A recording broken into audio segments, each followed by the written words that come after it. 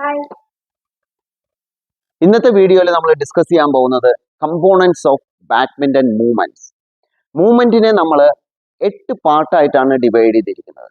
അതിൽ first one split step, the second one running step, third one chase movement, fourth one cross behind, fifth one hop or pivot, sixth one lunge movement, seventh one jump, eighth one landing. ഇപ്പൊ നമ്മൾ discuss ചെയ്ത ഈ 8 കമ്പോണൻസിനെ നമ്മൾ use ചെയ്യുന്നത് 4 പാർട്ടായിട്ടാണ്.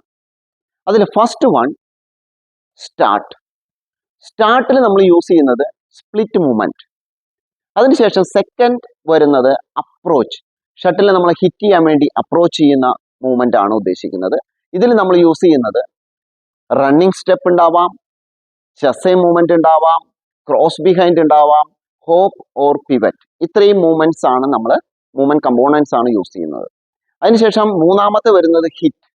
Shuttle hit ചെയ്യുന്ന സമയത്ത് നമ്മൾ lunch movement ഉപയോഗിക്കും, അതുപോലെ തന്നെ ജംപ് മൂവ്മെന്റ് ഉപയോഗിക്കും. ഈ 2 കാര്യങ്ങൾ. ഇനി നാലാമത്തെ വരുന്നത് റിക്കവറി മൂവ്മെന്റ്.